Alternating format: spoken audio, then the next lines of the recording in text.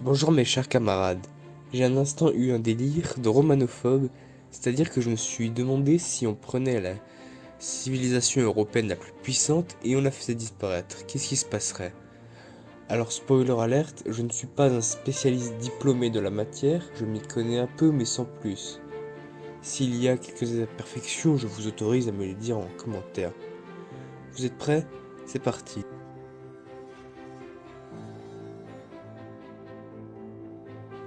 Alors tout d'abord, un peu d'histoire. Rome a été fondée en 753 avant Jésus-Christ, fondation légendaire où Romulus a fondé la ville. Depuis, Rome s'est développée en battant les Étrusques, puis en les assimilant. Ils ont copié leur alphabet, puis ils se sont hellénisés. Ils ont copié le modèle grec des phalanges, ils ont repris la mythologie grecque et ont juste changé les noms des dieux, et ainsi de suite. En 390 avant Jésus-Christ, les Romains ont un premier contact avec les Celtes. Et pas le meilleur, puisque ce sont les Gaulois qui sont venus à Rome, dans la ville, et qui en ont fait le sacre, remportant ainsi un beau trésor. Petit à petit, les Romains dominent la botte italienne, et avancent vers la Gaule et vers une autre puissante civilisation, les Carthaginois. Elle en vient à bout, au bout de 3 guerres puniques, que Rome a toutes gagnées. Rome conquit ensuite la Gaule, puis devient ensuite l'empire que l'on connaît tous. Empire qui va ensuite se faire envahir par les invasions barbares suite à une scission entre l'Orient qui va devenir l'empire byzantin au Moyen-Âge et l'Occident qui va tomber aux mains des barbares, mettant fin ainsi à la domination hégémonique romaine.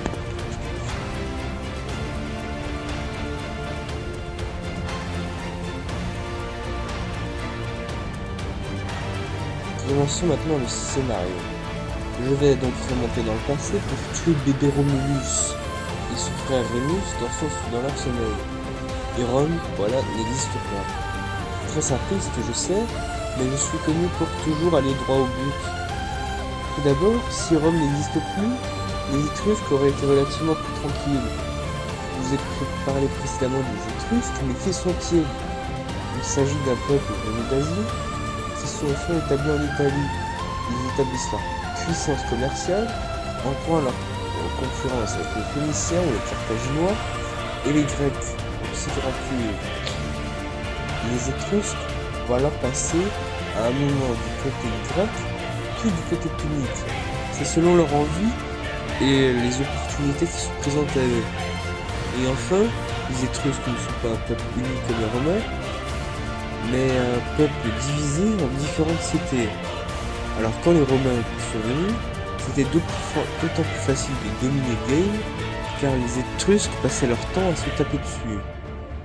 Si Rome n'avait jamais existé, l'Italie serait restée aux mains des Étrusques qui se faisaient la guerre et des Grecs qui avaient alors établi des colonies dans le sud et en Sicile. Une autre conséquence de la non-existence de Rome est pour Carthage. Comme je vous l'ai dit précédemment, cette civilisation a disparu, quand celle-ci a perdu 3 guerres face à Rome. Sans Rome, Carthage aurait pu continuer de s'épanouir économiquement, mais n'aurait jamais remplacé Rome du fait de ses objectifs et de son fonctionnement. Carthage était une puissance commerciale, et hormis la ville de Rome, la Rome de l'époque n'était pas très forte commercialement et ne présentait pas de forts débouchés. On n'aurait pas intéressé le Carthaginois qui ne pouvait de toute façon pas investir le territoire romain. Donc nous aurions eu un monde méditerranéen bien différent, avec des Carthaginois qui continuent de prospérer économiquement, des Étrusques qui continuent de se taper dessus, des Grecs qui sont toujours présents en Italie. Les Gaulois, les Germains continuent de prospérer dans leur coin sans être inquiétés. Enfin, ça c'était sans les Germains ariovistes qui commençaient à envahir les Gaulois. Vous l'aurez compris, les Romains auraient remporté dans l'histoire la guerre, mais aussi la paix. Quand on était au sommet de sa gloire, au 1er et au 2e siècle après Jésus-Christ, il y avait ce que l'on nomme la Pax Romana. L'intensité des conflits et leur fréquence ont diminué au point qu'il n'y ait de guerre qu'aux frontières avec la Germanie, le Danube, l'Écosse, etc. En plus de la paix, les Romains emportèrent avec eux des progrès.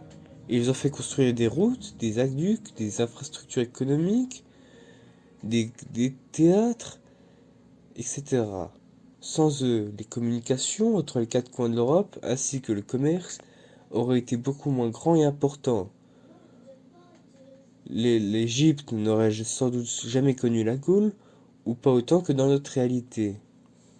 Pour résumer, sans les Romains, nous aurions eu une Europe totalement différente, avec des Celtes et des Germains, des Carthaginois en Afrique, des Étrusques en Italie, des empires qui ne tomberont qu'après comme l'Égypte, qui même si elle n'est pas prise par les Romains, sera prise par d'autres puissances du fait de sa décadence. Les Perses seront plus puissants que notre réalité à nous, nous ne rencontrerons alors pas d'adversaire digne de son nom. La Méditerranée sera plus instable, moins connectée, en retard sur le plan économique, avec moins d'infrastructures. La vidéo est maintenant terminée. Si vous l'avez appréciée, laissez un j'aime, abonnez-vous, et moi je vous dis à la prochaine.